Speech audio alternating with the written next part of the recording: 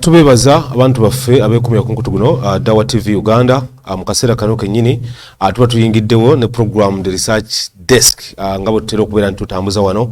buli lunaku lubeera lwa Sande era abakulu bamaseeka baatudde dda waakiri engeri gye tugenda okubeera nti kintu tukikwasaganya nabo era mu kaseera kano kennyini tugenda kubeera nti twanukula ekibuuzo ekyo kyogenda okubeera nti olaba maaso awo twongere okubeera nti twetegereza biki ani eyatufuula abasiraamu beera nga seeka obuuza ku bantu seeka Simatimba. Masha Allah. Abatulabira abatugoberera assalamu alaikum warahmatullahi wabarakatuh. Ne seeka Idi. Assalamu alaikum warahmatullahi wabarakatuh. Naam, tugenda kubeera nti tuddamu embeera eyo ey'akantu ako akogenda okubeera nti olaba ku screen yo maaso awo. N'olwekyo katubeere nga ate tugenda maaso.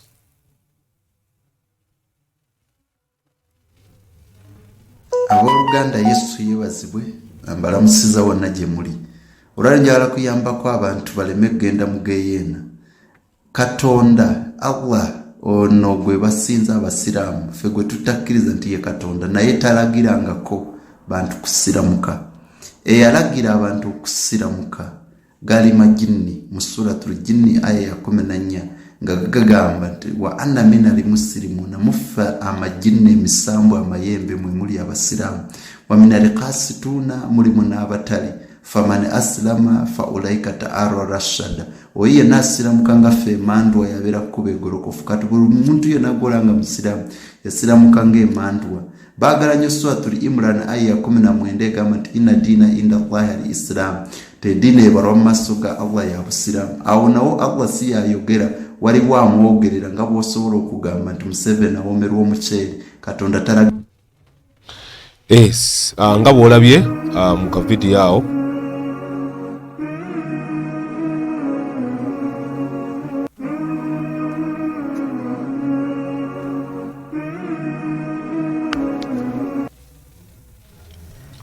alright, nga bw'olabye amaaso awo mukulu oyo nga bw'ayogedde ebigambo byebyo yatandise nakubeera nti yeebaza Yesu saako okugamba nti okuyamba abantu yatandise agamba nti ayagala ayambe ku bantu balimu okugenda mu geyeena. Ekyokulala n'agamba nti Allah talagira nko kusiramuka era n'abako obujulizi bwe yaleese mu Quran. Ndowooza yaleese suratul jinni aya ya 7 aya 14 gye yaleese n'amala n'agenda mu 3:19 eba suratul Imran aya ya 19 abo yavudde awo n'agenda n'alanduka n'atuuka ne kubiri by'omukulembeze w'eggwanga ffe bye tutagenda kugendamu ku saidi awo. Kati Seeka Simatimba njagala mbeere nga ntandika naawe ku nsonga z'omukulu ono. Alhamdulillah wa kafa thumma salatu wassalamu ala ashrafil mursalin. Naam. Nabiyuna wa habibana maulana Muhammad sallallahu wa ala alihi wa sahbihi ajma'in wa ba'd. Abatugoberera nga bulijjo ku Dawa TV Uganda tubagamba nti temwerabira omulimu omukulu ogw'ebbeeyi ogw'etteeno ogw'okusharinga ogw'oku taginga ogw'okusubscribinga eri ku YouTube tegerekese bulungi ofune ebintu bino mu bujjuvu bwabyo n'okubakowoola abalala era baleere nga bagwegattako. Islam for all. Kowoola ne banno boolina bo mu group bwoba nabo mu groups endala babeere nga beegatta ku mukutu guno Dawa TV Uganda basobole okubeera nga ekisooka gibeera mikwano gyo bajja kuba banywedde mu busiraamu bwabwe nga baggumidde oluggumira ate banabanga bali sayidi eri ojja kuba ofunye empeera z'okubakowoola nga Allah yagamba tuwaman ahsan qawlan mimman daa ila Allah wa amila salihan wa qala innani minal muslimin. Ani asinga obulungi okusinga ggwe waddeyo n'obeera ng'okoze eki n'otambuza ddawa n'otambuza ddawa obakowoola bannemukole eki musiramuke nga naye weekuumidde ku mpisa kiki ennungi tojja bikola ng'olina empisa kiki olina kubeera nga oli ekizampa eri abaki abalala. Okay. Ntegerekese bulungi kuba kowola kujja eri busiraamu. Era waliwo nnyini we tuba tubagambira nti ayagala okubeera nti kugamba afuna empeera empitirivu essaawa eno olina okubayita oba olina mukwano gwe Josephine oba yaani beera ng'obayita mu kadde kano kennyini basobole okubeera nti beeyunga ku mukati mu kaseera kano basobole okuba nti babitegera bw'aba abadde tannagendako mukoneko oba omukubira kasimu omugambe nti Dawa TV program the research desk tebenkedde so okubeera nga tusumulula ebyawandiikibwa nga naye atugoberera buki bulungi nasanze batandise bannange engeri munda gye tubeera munda ne bawoomerwa nga teyesinga nagutandise so nga tegusigaddeko naye nga tubagamba nti kiba kirungi nnyo n'omukoonako ne tugenda okusumulula ettulino nga mu butuufu naawe okoze eki nga ayazza agoberera buli kimu ng'engeri zitambula. Omukulu yatandise omulamwa ani yatufuula abasiraamu omulamwa gwe tuliko olwaleero ani yatufuula abasiraamu naye enkola yaffe we cannot leave any stone unturned. Owulidde tetuleka jjinja lyonna liri mu kifu nga kikoze eki terikyusiddwako owulidde tulina oddivuunula buli muntu n'ategeera nti awo wonna wali claim amakulu obulimba bulina okusooka ne buvaawo tutatusimba. Omukulu yatandise agamba nti Yesu yeebazibwe akantu wakawuliddako bulungi nnyo kakati ne tumubuuza gwagamba nti ddala oyagala nnyo Yesu ebiwa bijjawa Yesu wo wabagambira nti wosinkananga oluganda mugambe nti Yesu yeebazibwe okujjako okuba nti muli bajeemu abawedde emirimu abateeka Yesu ku mimwa gyammwe naye nga temumwagala muli baki muli ba Illuminati nkiddamu ate sikimenyawo okumenya abantu bano ba Illuminati Yesu bamuteeka ku mimwa gyabwe bulungi nnyo naye nga tebamwagala tebabikkiriza n'ebibye Yesu yasomesa birala bakola birala owulidde lwaki ngambye bwe nti seeka nsomera akawo muki mu Makko 7:7 engeri gye yatandise nga yeekutte ku Yesu naffe katusooke tugendeyo okwo tulabe tusoose linnya Yesu lyakulembeza agamba atya mu kitabo wano ekyamakko Matayo tovaamu genda Matayo 15:8 kusanze Matayo 15:8 ekitabo kya Matayo wagamba bwe wati wagamba nti abantu bano banzisaamu ekitiibwa kya ku mimwa naye omutima gwabwe gundi wala. Owulidde Yesu akakasa emitima gyabwe gimuli wala. Lwaki yali agambyeko omuntu wosikananga oluganda mugambe nti Yesu yeebazibwe takyogerangako akatuwa wano ku mmeeza wano n'aleeta bwino luli twaleka ekirabo kya kadde kamu emitwalo ameka ana gaali ffe studio swalira 10 naye waliwo owooluganda ayongeddeko 10 tukaka sente 10 oli gyeri niwe tuligatteko kakati omusumba ayongedde okusiba banne waleeta kino kano kamu 3 tukajjayo 2 kuba katuwe kali mu studios tukajjayo ku 2 ne tukaza kuki ku nsonga eno otuweeyo olunyiriri lumu Yesu we yagambira abayigirizwa be nti osinkananga w'oluganda mugambe nti Mukama Yesu yeebazibwe bw'osinkana w'oluganda ng'omugamba nti Yesu yeebazibwe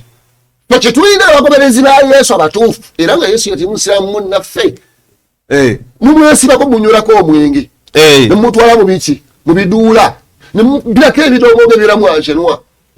naye nga muli boononefu abawedde emiki emirimu. Lwaki Yesu yagamba bw'ati agamba ati Luka 10:6 Luka 10 yesebo katoyo Yesu kye yabagamba bano yangu wano obudde tetuli 15 yesebo agamba bw'ati wagamba na buli nnyumba Yesu na buli nnyumba gye muyingirangamu musookenga okubagamba nti emirembe gibe mu nnyumba muno. Pulira salaamun alaikum. Salaamun alaikum. Kirira agamba nti obanga agamba nti obanga mulimu omwana ow'emirembe emirembe gyammwe ginaabeeranga ku ye naye obanga si bwe kityo ate ginaddanga gye muli. Owulidde Yesu atadde kiki kiki kiragiro atadde ekiragiro nnyo buli wamu naayingiranga ekyo muteekeddwa ngaokola ki mugambe nga nti emirembe gibeere ki gye muli ate nendaba nga mulimu n'okugamba nti n'oli ali muli munda alina okuddamu nti naawe gibeere gyoli. That is kyagambye nti wanaabanga omwana ow'emirembe gyali kitegeeza najja kurespondinga segedde kati ngerako ono mu Luka essula ya 24 ogituuseemu nsoma olunyiriri lwa 37 36 wano agamba abo baali nga bakyayogera ebyo we yennyini n'ayimirira wakati waabwe yennyini kabanjongera Yesu Kristo n'ayimirira wakati waabwe n'abagamba nti emirembe gibe mu mmwe. Olabye bw'afuutuse gy'afuutuse bwazze bw'ayimiridde gye bali abagamba nti assalaamu alaikum. Yesu asomesa mirembe. Yesu asomesa bw'osinkana ng'Oluganda gamba nti assalaamu alaikum. Asomesa salaamu. Wano otugamba nti Yesu yeebazibwe. Ku ffenna nze naawe. Ani abayamba ku Yesu? Emizimu. Ani agoberera mpoza amuyisa atya? Amwise ennyanja lyali lyamuyisa osimanyi amuyise Mandwa. Ku ffenna nze naawe. Ani agoberera Mandwa? N'amagini n'ebiteega. Yensi boga agogobera asomesa birala nawe okola biki naye akola birala seke ensonga nze njimaze okujjako ng'olina ky'ozzaako ekirala simanyi Sekaidi oba olina ky'ogamba awantu awo nga tetunnavaawo. Alhamdulillahi rabbil alamin thumma assalatu wassalamu ala rasulillahi lkarim. Mpozi sebo muganda waffe oyo oba gwe kati tukusomese tutya kubanga nebyayogera ate tobimanyi byayogera byennyini tabimanyi tolina nekyofaanana ku Yesu. Yesu yasomesa birala gwe okola birala zino nyiriseeko bwedda zakuleetera waali badde ng'ozifumiitirizaako nnyo ng'omukama yeebazibwe. Yesu alina gwe yagamba nti mukama yeebazibwe. Yesu agambye bwemusinkananga abantu mubawe mirembe. Mirembe mugibaagalize era abasiraamu kyetukola kamwongere bwino kubanga obujulizi obw'emirundi ebiri buba bukakase. Genda mu Yokaana 2:19 kubanga eri tubadde mu Lukka. Segereka Yesu agambye nti buli nnyumba gye munaayingirangamu musookenga okugamba nti emirembe gibeere mu nnyumba muno. Amakulu assalaamu tegereka bulungi. Ekyo nakyo kiyige mukulu. Kakati katukusomese genda mu Yokaana 2:19 naawe tunulayo mukulu. Ebigambo beera ng'obisomesa eyo gy'obeera. Kubanga tubijja mu Bayibuli togamba nti ate tubijja walala. Na bino mubisome. Ate mutusobera mugamba mu Bayibuli kye kigambo kya Katonda. Ate ebimu temwagala na bisoma. Kati na bino bisome obibategeeza abantu. Wagamba awo ku lunaku luli akawungeezi ku lunaku olusooka mu nnaku omusanvu enzibe zaali nga ziggaddwawo abayigiriza mwe baali olw'okutya Abayudaaya Yesu n'ajja n'ayimirira wakati mu bo n'abagamba nti emirembe gibe mu mmwe. Kaakati mukulu bino by'oliteekwa okusomesa abantu. Omanyi omulembe guno gwa social media omuntu aba ayagala nnyo buli saawa postinga kati nebyo postinga tobimanyi. Tobimanyi. Wali bagenda bino byo postinga bino. Olwo banfula bogerera omukyayina yakoze TikTok. Bino byotekwa soko nsomereko Bassekabaka ekisooka awo. 9:22. Kubanga akati gwe mukulu bino byo wali badde osomera abantu. Bino byogwamu tobitegeererako ddala. Munjagala okutaasa abantu okubatwala mu Geyeena. Oyagala okutaasa abantu okubatwala mu Geyeena tobalaze wawo batwala. Obalise mu bbanga. Otaasa abantu okubatwala mu Geyeena. Gwe abantu mubatwalawa kubanga abantu mubayita. Mujjejendi mubayita mubatwalawa. Tegamba ekya Seeka. 9:22 wano. Ssekabaka ekisooka ekyokubiri. Naam. Ekisooka ekyokubiri. Ekisooka naye Suleymaani 2:2 egambe esome ekyokubiri tegereka bulungi. Twagala kusooka kusengeka nsonga tulaga omukulu ono ddala olina kyofaanana ku Yesu. Olina kyofaanana ku Yesu kubanga gogaye mbalamusiza akabo Luganda ne bwoba mutute muyimiriddeyo ku bituuti byammwe oyingira mu kyakyo musumba ayingira mu kyaki mbw agenda kusabisa abantu aganti nsanyusa obbalaba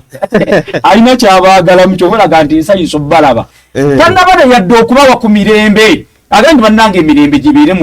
gye muli nga Yesu bwe yakolanga olw'okuba nti alina kyabeesuubiramu agandi nsanyusa obbalaba bassebo ne bannyabo kubanga ateekwa okubanga musanyufu alina kyaleetaagamu akabbo kagenda kuyita kyobola agandi nsanyusa obbalaba egamba etya egamba bweti kakati gwe mutukuwala ne bano aliwa nagamba Yesu yeebazibwe byatalinako kakati mutukuwala yini eno nga gwofaanana ne bano abataagala mirembe tebaagala salaamu ekigambo weetaaga osome ekigambo salaamu kigambo kya lulimi Luwarabu bwe tukizza mu lulimi Oluganda kitegeeza mirembe Yesu bwe yasanganga abantu yabagambanga mirembe niyo olw'okuba nti wabeerawo abantu abajeemu okuva edda nedda n'olwaleero bakyaliwo abakufaanana nga ggwe noono bwe baamuwa emirembe nga bamutoolera salaamu biki bye yaddamu agamba bw'ati yesebu wagamba nti awo olwatuuka Yolaamu bwe yalaba Yeeku n'ayogera nti mirembe Yeeku amakulu amuwe emirembe amuwa salaamu assalaamu aleikum mirembe Yeeku n'addamu nti mirembe ki obwenzi bwa nnyoko tokiraba ono bwe baamuwa emirembe yavuma buvumi n'agamba nti mirembe ki obwenzi bwa nnyoko kati kyova olaba naawe tosobola kwagala mirembe kitegereka bulungi olwokuba nti bayitirivu mu bwoloolefu owebale kati osikira bali abaakusooka oli mukusikira toyinza nagamba bantu nti mirembe bayibuli ogirekawo n'osomesa birala tegereka bulungi mukulu ati Yesu yeebazibwa tubuuza ani eyeebazibwa ani yeebazibwa ani walina okwebaza nsomera kano Baluumi 18 Abaluumi agamba ati kubanga obusungu bwa Katonda bubikkulibwa okuva mu ggulu obutatya Katonda bwonna n'obutaba na butuukirivu obw'abantu abaziriza amazima mu butaba na butuukirivu kubanga ebya Katonda ebimanyika birabika eri bo kubanga Katonda ebibala bisa kubanga ebibyo ebitalabika okuva ku kutonda ensi birabikira ddala nga bitegeerwa ku bitonde obuyinza bw'obutaggwaawo n'obwa Katonda bwe babeere nga tebalina kyakuwoza kubanga bwe baamanya Katonda ne batamugulumisanga nga Katonda newankwadde okumwebazanga naye ne bagobereranga ebitali mu mpaka zaabwe empaka zibajjudde abo seeka boolaba empaka zibajjudde kirira empozo oyo mukulu wa Ivan ne bagobereranga ebitali mu mpaka zaabwe omutima gwabwe musirusiru ne guzikirizibwa bwe beeyita ab'amagezi so nga baasiriwala ne bawanyisa ekitiibwa kya Katonda ekibavunaanya gwodda ku kitonde kigamba nti kyebazibwe ng'ate yeebazibwe we ekibavunaanya kyekiruwa kyekyo kirira ne bawanyisa ekitiibwa kya Katonda baddira Katonda ne bamuvaako bwe lwaleero guli wootuuka wonna mu kyaki yonna gy'otuukamu basinza Yesu kirira ataggwawo okufaanana ekifaananyi ky'omuntu aggwawo Yesu omukifaanana n'omuntu ky'omuntu aggwawo tugenda kulaba oba Yesu yali muntu kirira Katonda kyeyava abawaayo eri obugwagwa mu kwegomba kw'emitima gyabwe okwonoonanga ekitiibwa ky'emibiri gyabwe agamba kubanga amazima ga Katonda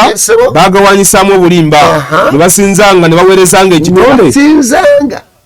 baweerezanga ekitonde okusinga omutonzi eyeebazibwa olidde kati embeera y'abantu abaava ku Katonda era bo beewuunyisa mbulirako musomerako mu Yokaana 8:4 sekamatirize ensonga eyo tukendi mu maaso Yokaana wano olwana essebo agamba bw'ati Yesu wama Yesu ali muntu balikuba kutendereze balikuba bakwebazenga ateekeddwa okwebazibwa waali baamulekawo agamba bw'ati naye kaakano musala amagezi okunzita nze omuntu ababuulidde eby'amazima bye nawulira eri Katonda byababuulidde by'amazima yabiwulira eri Katonda ye gwe mutwalanga Katonda olwaleero gwe musinza gwe mutendereza gwe muweereza era gw'atandikiddeko nti aboolugana Yesu yeebazibwe n'otandika okwebaza ekitonde weebaza ekitonde n'olekawo omutonzi tukugamba bugambi nti siramuka ngula Ivan ne ttiimu yo muwone we munaagaana omulimu ogwaffe gozeeki gwagwete tugenze ku nsonga endala kuzikungaseko kyalina kyoyongeraku ensonga tugende ku nsonga endala yagambye yagenze maaso n'ategeeza nti ayamba abantu azayamba abantu balemu kugenda mu geyeena ye yayamba abantu obutagenda mu geyeena. Kakati ono omukulu agamba nti ayamba abantu aleme batwala mu geyeena. Ebintu bino wammanga sooka obikoleko. Ekisookera ddala ekitabo kino kyokakasa nti kyosomamu obujulizi ekya Bayibuli ng'okakasiza ddala nti Katonda kya Katonda, sooka okiraga abantu baakikwasa nnabbi ani mwojja obujulizi obubakakasiza ddala nti togenda kubatwala mu geyeena. Nabbi ki gwe baakiwa? Obuulire tibannanga annabbi gundi gwe baawa ekigambo gwe baawa ekitabo kino ekiyitibwa Bayibuli. Ate buli lw'omugamba nti nabbi ki gwe baawa ekitabo ekiyitibwa Bayibuli ate akugamba nti atomanyi Bible, Biblos kigambo kyebye tukubuuza mukulu. Tubuuza nti nabbi ki oyogera bwogezi linnya lye ne tumanya nti nabbi gundi gwe baawa ekitabo ekiyitibwa Bayibuli. Kitegerekeka bulungi. Mwogenda okujja obujulizi obubakakasa nti tebagenda kuyingira muliro era bw'omala okukola ekyo balage ne we balaga. Era baani abo botwala balokole ba Seventh Day bakatuliki bakurisitayo bamungu mwema tirimudi tobito basaya baani botwala kubanga ogaa nti abooluganda nzize mbataase baani botwala. Kankuweyo ekyokulabirako sekansomera akamu mu Quran Surat Az-Zukhruf Allah ana musatu aya yankaaga mu 8 Allah wagambira nti ya ibadi la khawfun alaykum al-yawma tukulage tukuwa kyakulabirako. Tegereka bulungi naawe oddemu kisomesa abantu nti bannange nze siba mbawa obujulizi obulaga nti sibatwala mu muliro wabula mbatwala mu kifo gundi. Tegereka bulungi abebitiibwa mukulu ebyo wali badde ng'obisomesa abantu so tojja obuzaawo baaboluganda nzizo bataasa geyeena tugenda kulaga nga gw'ogenda mu geyeena. Egambe ekya aya ya Qur'an egamba bwete Katonda alikowoola abo baamutyanga ku nsi yesebo nti abanga abaddu bange abawulize temulina kutya mmwe olwaleero era temuli mmwe baakunakuwala abo bakkiriza ebigambo byaffe ne babeera abasiraamu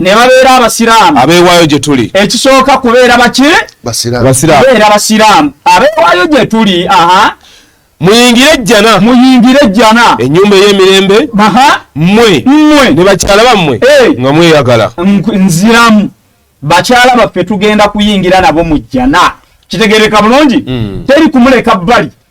Naye ng'ekisookerwako tekwa kubanga musiraamu kyenkubuuza gwagamba nti ozze kutaasa abantu nzize okubataasa geyeena. Baani boogenda okutwala era obatwala wa? Obatwala mu kifo ki? Kubanga muyita abantu mujje gyendi obatwala wa boyita kubanga naawe omusumba yennyini akimanyi. Kitegereka bulungi Qur'ani ne Bayibuli yakyogera dda n'ekigatta nga Bayibuli ekakasa ne Qur'ani ekakasa ng'eggulu ligenda kuvaawo. Allah agenda kulijjawo. Bino byonna bye mulimbalimba abantu mutubatwala mu ggulu kolerera eggulu n'omusumba yennyini akimanyi nti eggulu ligenda kuvaawo. Ate amagulu galina musanvu tobolaba Yesu ali mu lyakusatu. Bw'oba tugamba nti gw'ogenda mu ggulu ogenda mu lyakumeka newamala otugamba nti oba ogenda mu lyakubiri oba lyakutaano oba lyamukaaga bagenda kuzingira omwo kubanga Allah agenda kulizingako libeere nga livaawo. Abantu mubatwalawa abantu babuulire nti tulaga wano amakulu kikye mukolerera. Osaba mbisaawo no muli ku Sande kitegereka muli mu Sande mumutudde mu kyaki abantu batambuza bigere simanyi mbo bagenda na mugongo mukolerera ki? Musajja yalaga amazzi kubanga bakizudde nga abasiraamu balina zamuzamu. Tegereka bulungi n'alaga amazzi omukulu w'eddiini ow'enzikirizeemu ku ezo gwesigenda nababuulira mannya kamera nemutunulamu ne bamubuuza ate luno oluzzi n'agamba nti luno oluzzi lwa mukisa mugeyiyire muganywe ne baganywa ne bageyira mazzi ga mukisa ebisiraani bikuvaako naye oluzzi lubadde awo ebbanga n'ebbanga. Ate bwe yamala yabakuba omusumaali mu mutwe yabagamba nti naye mbalabula temuganywa nga temugafumbyeko naye nga baganywedde dda. Ezamuzamu toyinza kumufumbako mukulu. Kitegereka bulungi ow'ekitiibwa toyinza kufumba ku zamuzamu kati bino byonna ebyo bye mukolerera n'otambuza ebigere ovudde Nairobi ovudde Lira ovudde wa mukolerera ki mukulu ono abadde ayogera mu katambi bamuyitaani oyo simanyi Ivan mukulu Ivan mwabagamba nti mwogera ennimi empya yakurama mashakandara pa mama bayoga pa ebyo byonna ofuba naye okolerera ki tageti ye ki twagala ogirage mu bwino tifa abalokole oba fe abakristaayo nga tubagasse wamu bwe tuva ku nsi kuno tulaga wano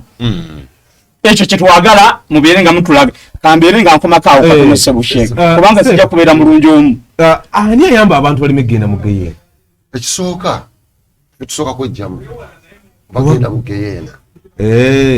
kisooka okusooka okulwanako seka kuletedde sort Az-Zukhruf aya yenkaga mu 8 pakuyensa tegerekese bulungi kati kankulage aya endala wano mu Suratu Anbiya owulidde Suratu Anbiya eba yakumeka 21 eba ya 21 osomera wano aya 11 ne 12 egamba etya agamba bwati agamba tuwulire wagamba nti mazima aba balongoofu essebo abalina obulungi obwakulembera okuva gye tuli abo bali wala nagwo omuliro mpulira tebaliwulira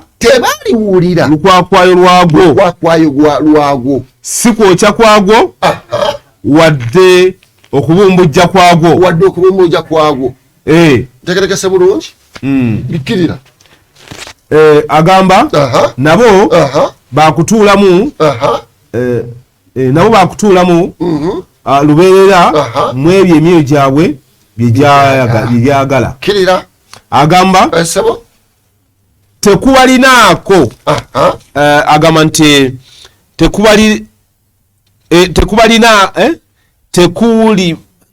tekulibanakuwaza okutya okunene okwo era bamalayika bagendanga kubasisinkana nga babayozaayoza nti luno lwe lunaku lwammwe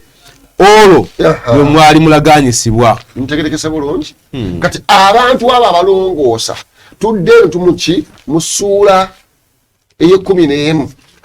Surati Hud yesebo tusooka tusoma 10:15 nga bakulembeddwa nabiyuna Muhammad sallallahu alayhi wa sallama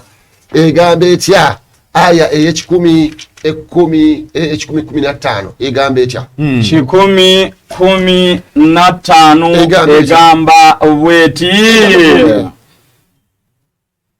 era gumiikiriza gwe Muhammad sallallahu alayhi wa sallama mazima Katonda tayinza kwonoona mpeera z'abalongoosa. kitegedde bali abalongoosa bagenda okubeera mu jjana yesebo bakulembeddwani owekitiibwa Muhammad sallallahu alayhi wa sallama nga yakulembera baki abalongoosa bonna ku muliro gwaki gwensi ate obiseewo wano tukyetaagawo ekirala yesebo tulabenga nammwe mujja muyingiremu musule eyo yennyini yesebo otuuseewo sebo kantuukewo era natuuseewo dda 10:15 ogibukudde yesebo dakemera ku 10:8 awo egamba abweti aye 10:8 10:8 n'abo abalongooka owulidde bali mu jjana bali noddawa mu jjana owulidde ennyumba ey'emirembe bakugibaamu obugenderevu okumala ebbanga lyebirimala nga bikyaliwo eggulu n'ensi wabula eryo ebbanga lyaliyagala mukamawo nga kuweebwa okutali kwakutuukawo otegedde gye tulaga naam nti gwe omusiraamu Allah akutaasizza kujja muki mu muliro togenda doguunyirizaako ebbanga lolimala ng'ofudde neki shahada togenda guunyirizaako naye tusooke tuweebuze mu Qur'ani wano baani abagenda mu muliro 5:7 5:7 Qur'ani egamba muliro أعوذ بالله من الشيطان الرجيم maiseka bwe tuba tusoma ekitabo kino tusooka ne tukakkana ekitabo kya njawulo tegereka bulungi tojja kusangamu ate baluwa ya Pawulo omutume eri Abaruumi ate ng'ogisomera Uganda. Bawandikidde Baruumi balina bye babagamba ate nga gwe biyingiramu ebyabagamba ndi Muruumi ate ng'oli munna Uganda kubisoma wemala okukwata neza siri Muruumi ate ng'obivaamu Filipi omusajja omu amusinga na ku switi omu bano ababuulizi b'okumakubo yonga nti kiki kyogambye otya tindokoke nti mpayo olunyiriri olundagira okulokoka amusomera Baruumi 10 olw'omwenda omusajja yamugamba nti mbiwulidde olisoma ebyaffe eby'e Uganda kubanga ebyo by'Abaruumi osoma eby'Abaruumi kati nonyeza ebyaffe eby'e Uganda egamba bweti a'udhu billahi minash shaitanir rajim laqad kafara alladhina qalu inna allaha huwa al-masih ibn maryama وقال المسيح يا بني إسرائيل اعبدوا الله ربي وربكم إنه من يشرك بالله فقد حرم عليه الجنة ومأواه النار وما للظالمين من أنصار.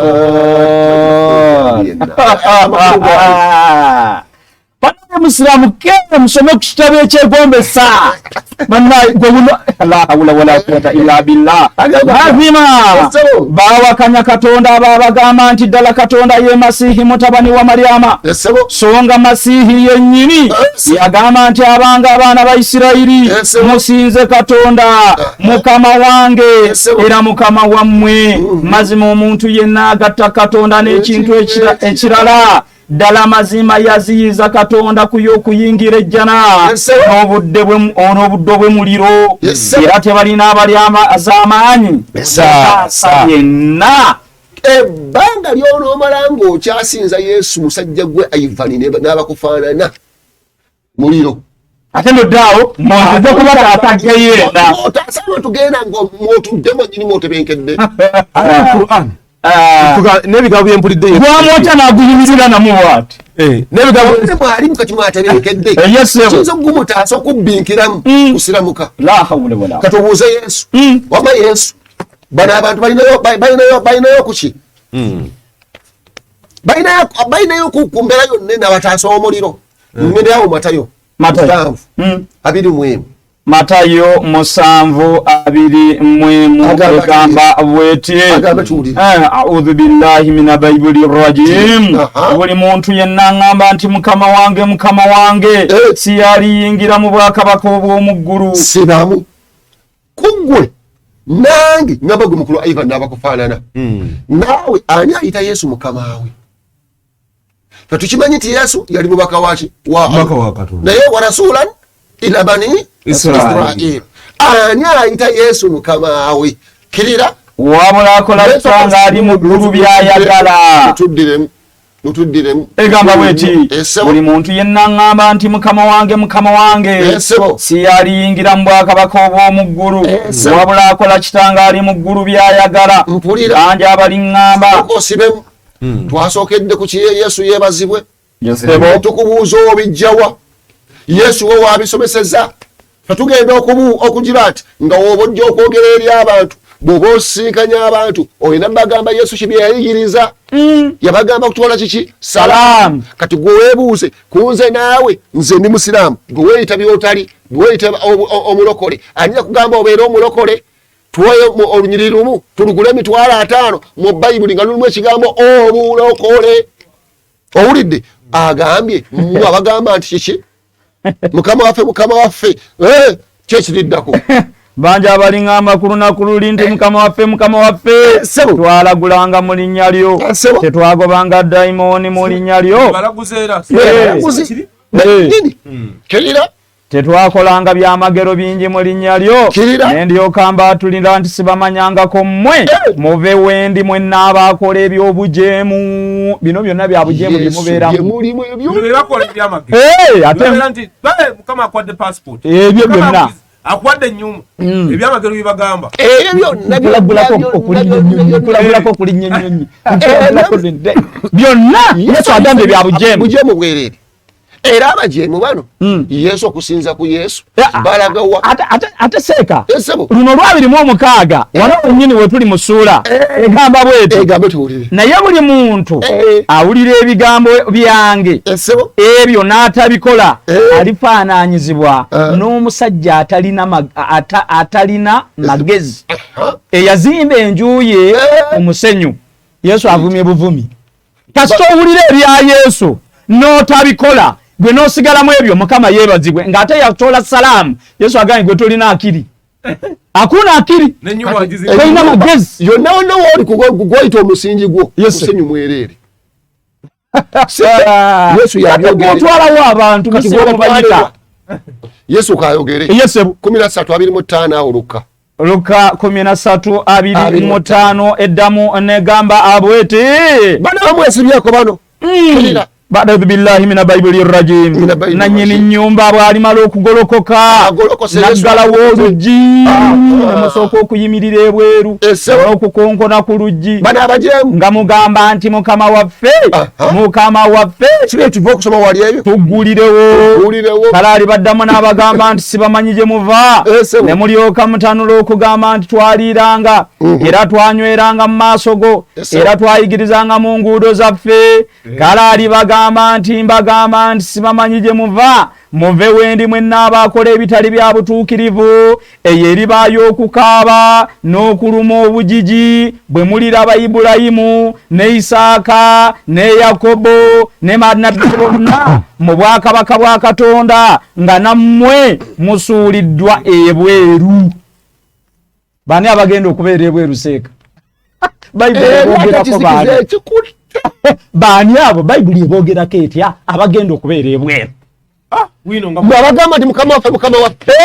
mugenda kati ogamba abantu obatasa geyeena bakulembedde obatwala mu geyeena nga bw'aba agenda okunywa bw'ayita mukama bw'aba agenda okulya emmere Yesu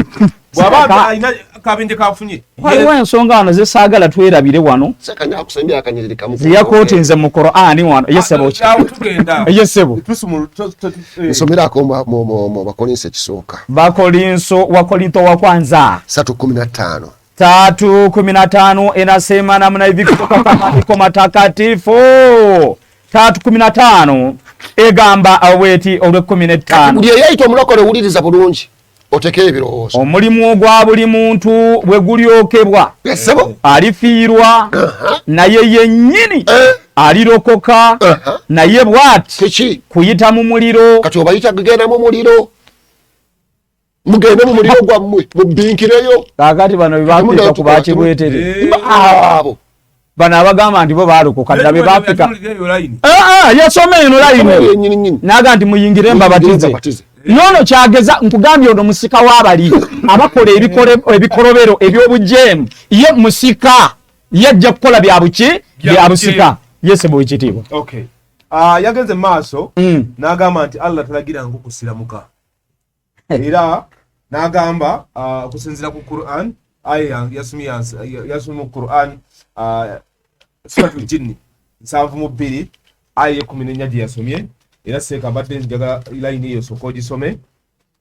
kaakati nga sebo ngenda okusoma line eno kitegeereka bulungi nga ngenda okusoma line eno njagala nsooke ntegeeze mukulu oyo simanyi gwe simanyi mannya tegeereka bulungi ekisookera ddala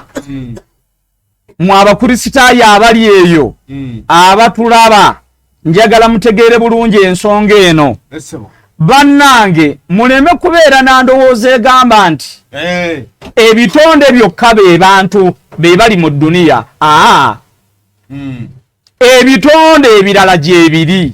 nagamba wano Katonda bwe yali atonda ebitonde eyasembebwayo oba eyasembayo okutondebwa sebo yali muntu ebitonde byonna byaliwo nga Katonda yabimala dda okutonda nga yamala dda okubitonda naye bano balina endowooza egamba mbu abantu bokka byebitonde amajini ebyo simanyi biteega simanyi mizimu nabyo bitonde bye byakusooka n'okubeera mu nsi muno kitegereka bulungi bwe bibanga bibadde mu nsi muno njagala okusoma aya eno gye yasomye Ssebo Seeka ow'ekitiibwa aya suratul jinni 7:2 layini oba aya ey'14 aya eno ey'14 nga sinnaba kugituukako njagala nsooke nyinyonnyole omukulu ono nti kye bayita ebitonde si ffe ffekka ebitonde ebirala gye biri mu nsi era ebitonde ebyo nabyo bisinza Katonda mu nsinza yabyo. Tolowooza nti abantu bokka be basinza Katonda ate gwe walisomye Qur'ani n'omanya obutuufu bwayo n'omanya Allah n'akubikkula ku bwongo oba oli awo n'ogaziwa mu kumanya kwo kati gwe omanyi nti ebitonde byokka ebiteekeddwa okusinza Katonda nti be bantu bokka. Oyo endowooza ye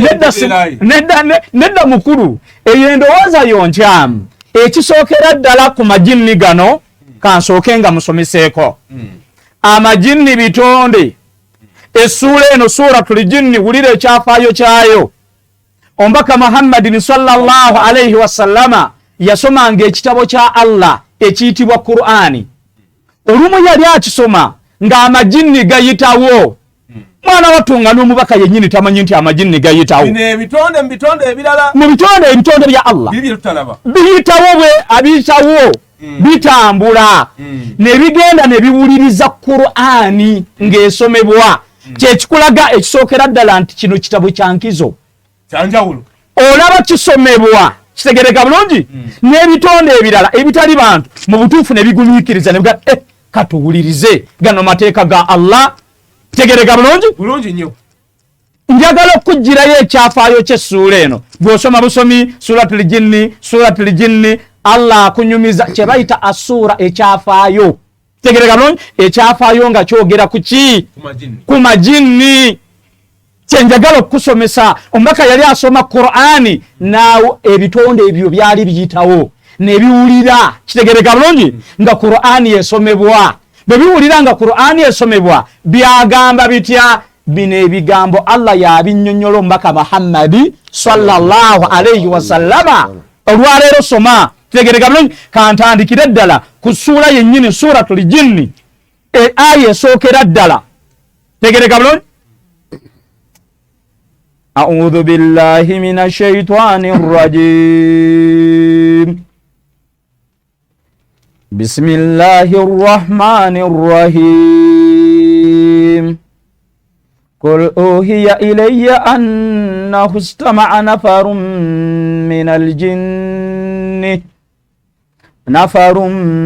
من الجن فقالوا إنا سمعنا قرآنا عجبا لا حول ولا قوة إلا بالله bagambe gwe Muhammadi ojuya Qur'ani wenye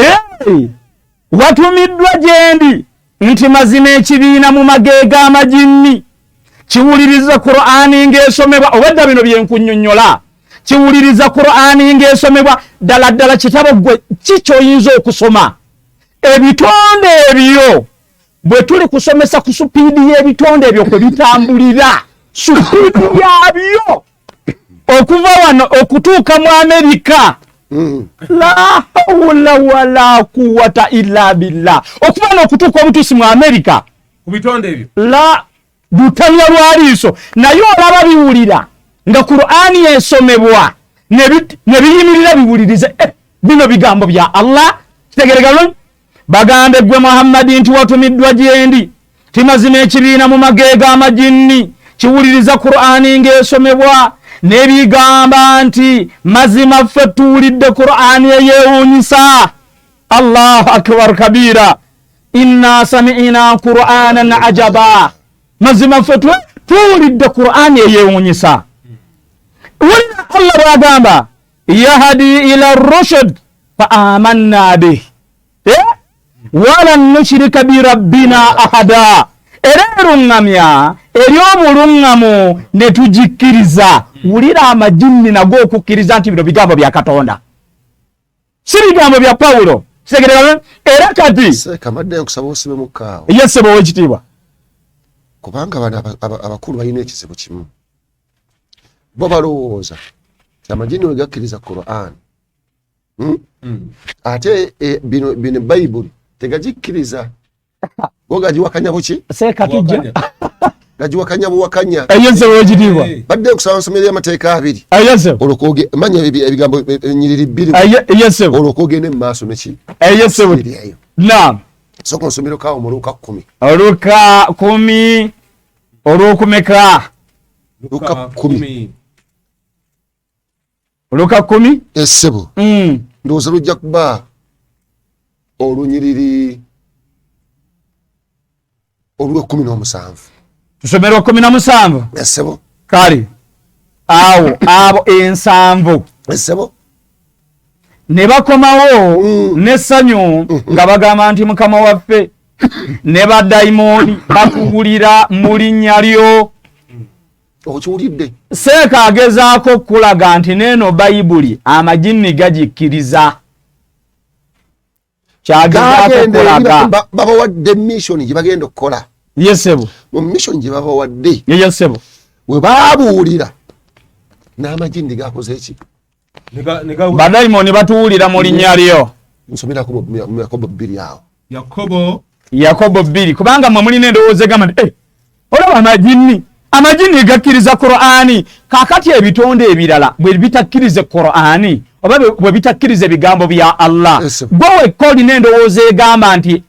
abantu bokka byebitonde nedda mukulu ebitonde ebirala gyebiri ate nga ebitonde ebyo byonna bisinza Allah kitegereka bulungi era seka tugende osoko gende maaso naam nga tukyagenda na aya ya Qur'ani eno amajini gano ebigambo bye gayogera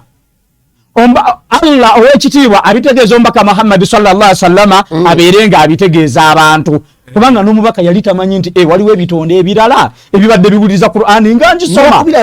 naye sebo tegereka bulungi ye Allah yamugamba nti wabaddewo ebitonde ebirala la hawla wala quwwata illa billah egamba bweti era eruŋŋamya ery'obuluŋŋamu ne tugikkiriza era kati tetukyaddira kugatta ku Katonda waffe mulala yenna. Amajini gano agamaze okuluŋŋama nago galinga gagamba nti Katonda alina bakatonda abalala bamwegattako, Katonda kitaffe, Katonda mwana, Katonda mwoyo. Ngera gagamba nti Katonda agenda kuleba n'azaala. Ne bagamala okuwulira amateeka ga Katonda ne gagamba nti tetukyaddira kugatta Katonda waffe na bintu birala byonna. Allah amunnyonnyola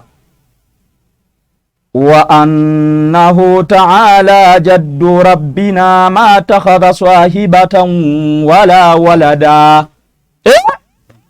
Era mazima kyagulumira ekitiibwa kya Mukama waffe teyeteerawo mukyala wadde omwana. Olaba n'amajini gakimanyi nti Katonda akitegeeza kutonda naye gwe segereka wagendako ne ku ssomero n'osoma okyagamba nti ate Katonda kitegeeza kuzaala.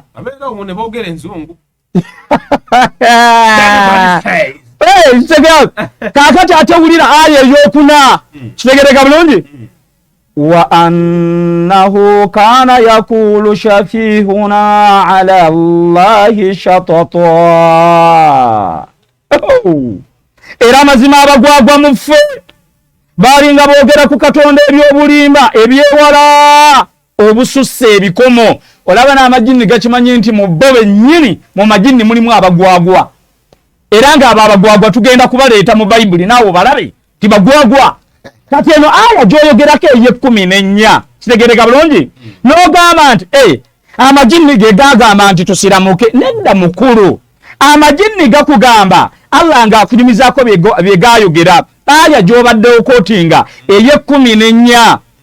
wa anna minal muslimuna wa minnal qasitun. Era ddala mulimu muffe abasiraamu abakkiriza obubaka bwa Qur'ani. Mukulu twagala okutegeeza nti ekigambo busiraamu kigambo kya Luwarabu kati kyekikutabula era bwewulira nti amajini masiraamu ekigambo busiraamu kigambo kya Luwarabu twakigandawaza ne tukiyita obusiraamu. Ekyo ekigambo amakulu gaakyo mu lulimi Oluganda kitegeeza okujemulukukira Katonda. Nsomerawo mu Yakobo 4:7 mulage ekigambo obusiraamu mu bayibuli ye musanvu amajini gagamba naffe mulimu abasiraamu muffe bwe gagamba nti mulimu abasiraamu muffe gaba gakyali mu lulimi luwarabu al isiraamu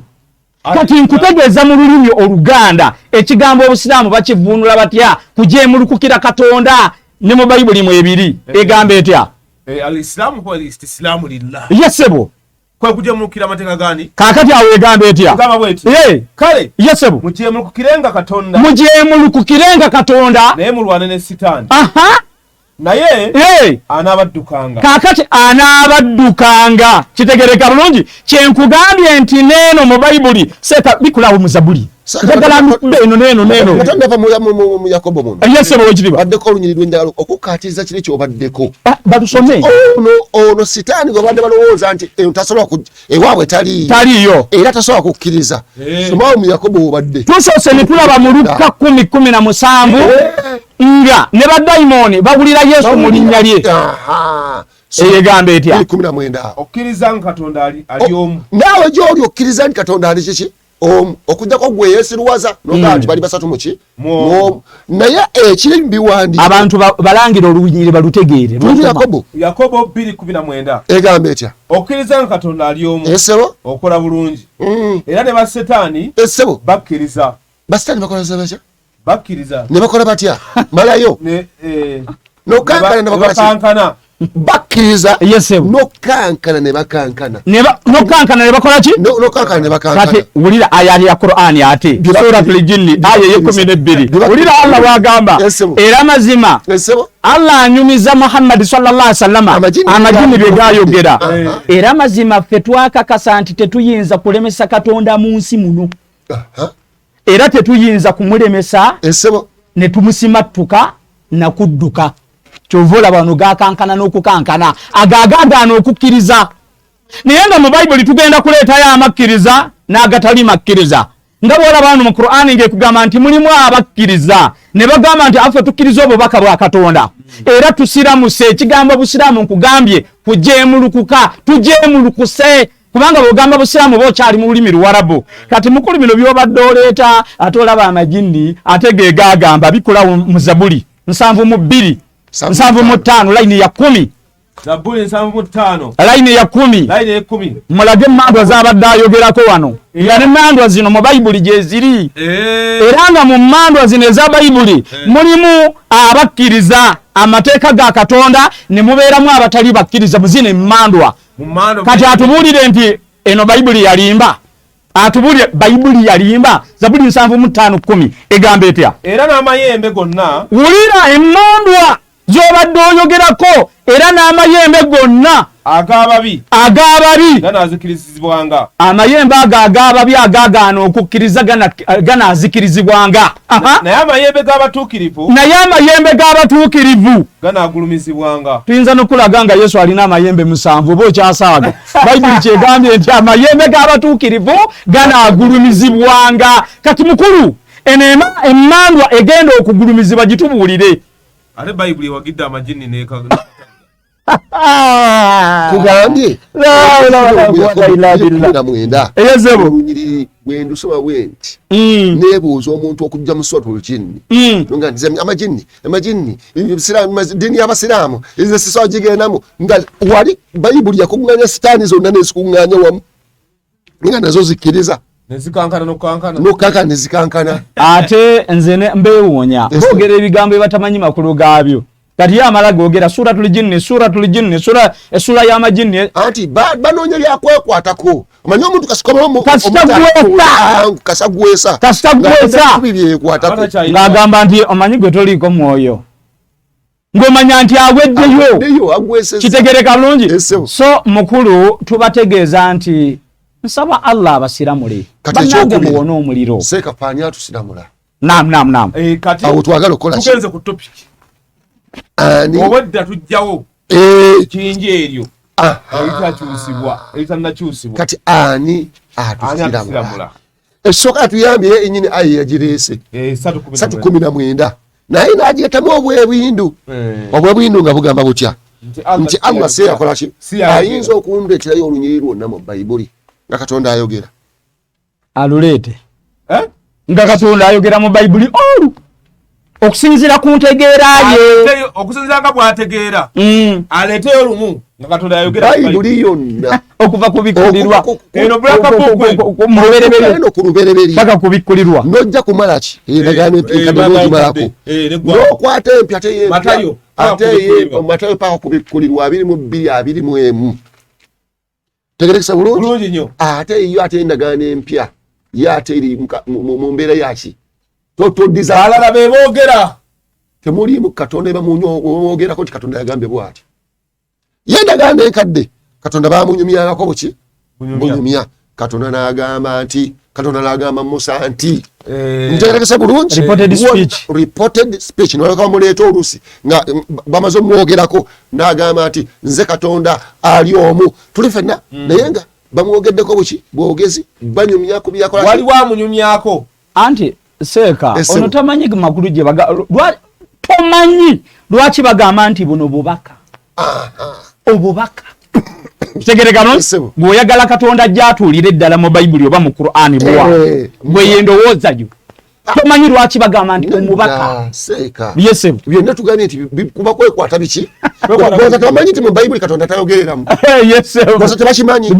nti ne Musa gwe bandigambye nti yanyumya naye bamunyumiza bunyumiza Ezeekeri gwe bandigambye nti yanyumya naye banyumyako muki ekitabo ky'Ezeekeri ani oyo atunyumiza Katonda n'agamba Ezeekeri nti nga tubuuza nti ani oyo atunyumiza ku Ezeekeri owulidde gwonna kati kuba kwekwata ku bisubi nti Allah oyo si yayogera wali wamukoze eki Yesu yagamba wano mu Matayo n'agamba ate otugambye Yesu ate otugamba Matayo ate wali watunyumiza ku Matayo n'agamba okumanya ne Matayo yennyini atwewuunyisa tusukka mu Matayo 9:9 twali tumanyi Matayo yanyumya twali tuwa ku Matayo tumubuuza samukuonyumya atugenda okubanga naye yenyumyako bwenyumya eyezebo soko tukeyolabe Matayo 9:9 egamba bweti kutoka kababiri Biblia toka kamandiko Yesu bwe yavaayo n'alaba omuntu ayitibwa Matayo ekitabo kye tulimu kya Matayo kati wali watunyumiza esebo Yesu bwe yavaayo n'alaba omuntu ayitibwa Matayo ng'atudde mu gwolezo n'amugamba nti yita nange n'agolokoka n'ayita naye ani ono atunyumiza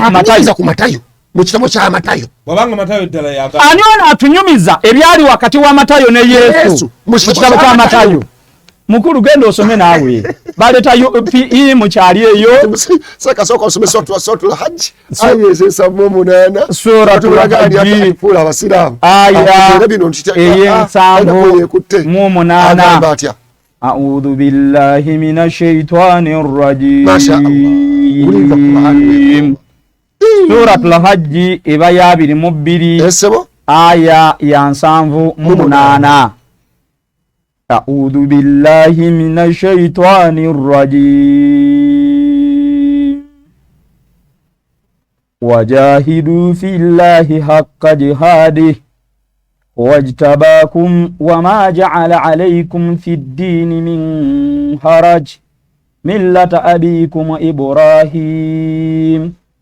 وسماكم المسلمين هو سماكم المسلمين ya bana ikulani enyuma muteke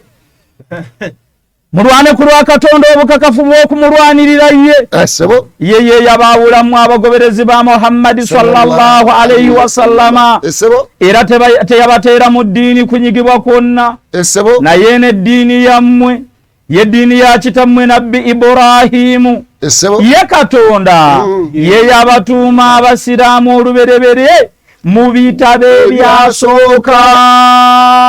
ne mu ekitabo Qur'ani omubaka alyoka abeera abawaako obujulizi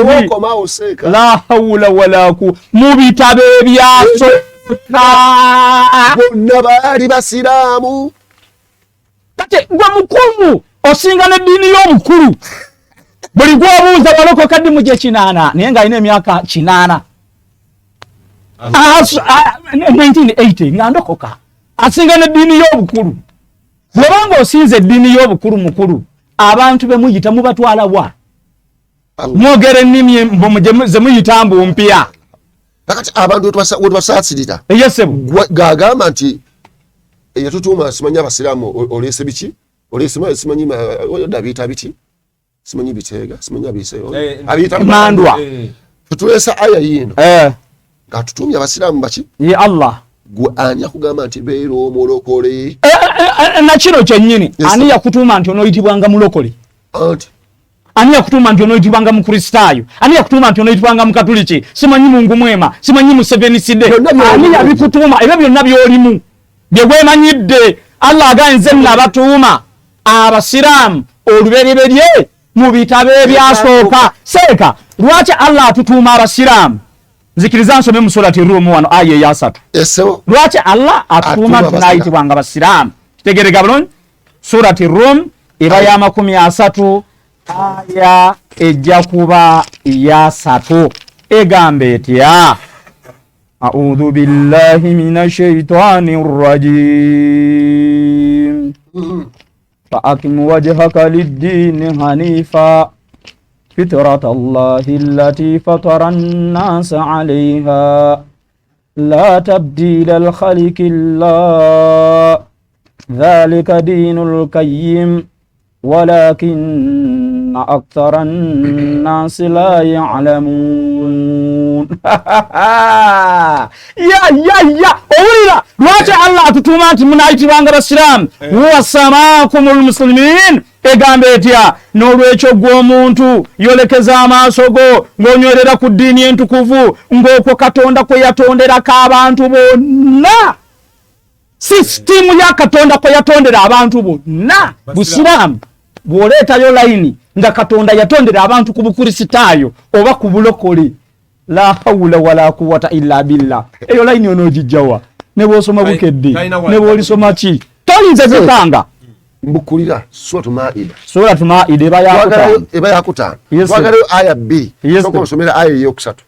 aya eyokusatu egamba bweti okuva mu Qur'ani ey'ekitiibwa naam bulungi egamba bweti esebo eyokusatu wano esebo tegereka bulungi kuzira kumwe okulya ennyama-nfu n'omusaayi katugitandikireko hurrimat alaykum almaytat egamba bwete kuzira kumwe okulya ennyama-nfu n'omusaayi eguyitibwa kafece n'ennyama y'embizzi n'ekyekyogereddwako erinnya eddala eritali lya Katonda mu kusalibwa n'ekyekituge oba ekikubiddwa nekifa n'ekifudde olw'okugwa n'ekifumitiddwa ejjembe nekifa n'ekyo ekiba kiriiriddwako ensolo enkambwe okuggyako ekyo kye muba musaze obutuufu nga tekinnafa era temulya n'ekyo ekiba kisaliddwa ku lw'okuwongerera balubaale era mugaaniddwa n'okweraguza n'obusaale ekyo mmwe kya bwonoonyi olwaleero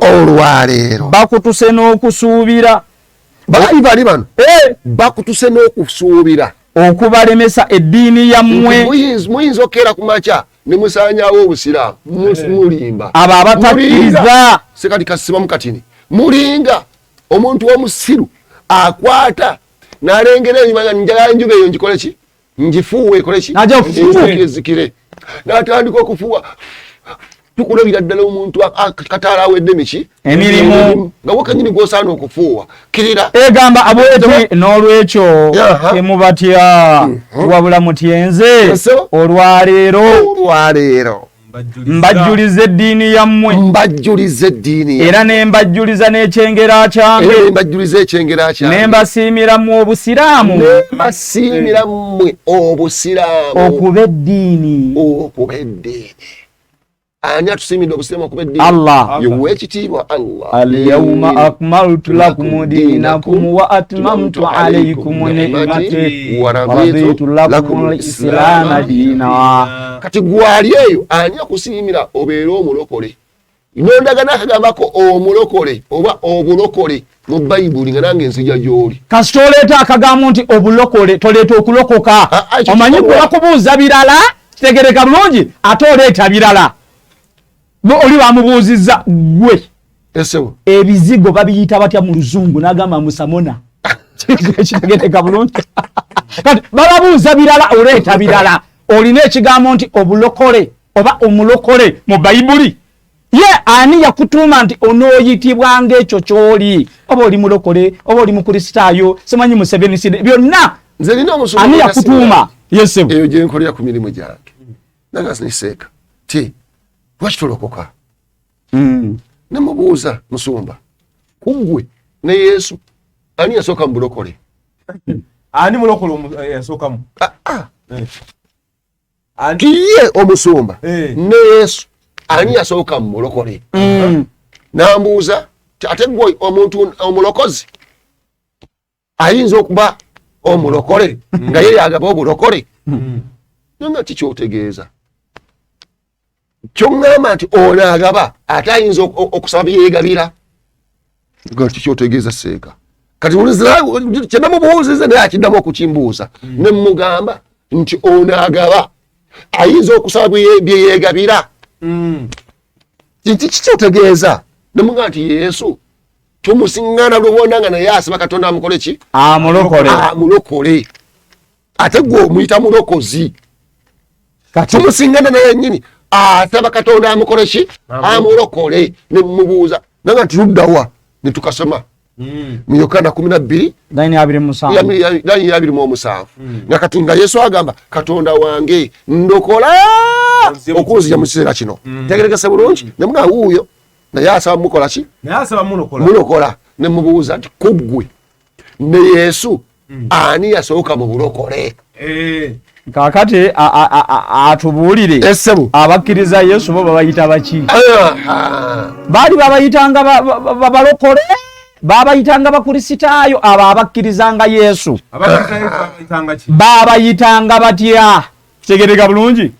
abo abakkirizanga Yesu babayitanga batya mukulu ojja tuyambako tukakasa nesa kukakasa yenna nga tuwaga kugendako mu message zammwe abatulabira abatugoberera somera 5:4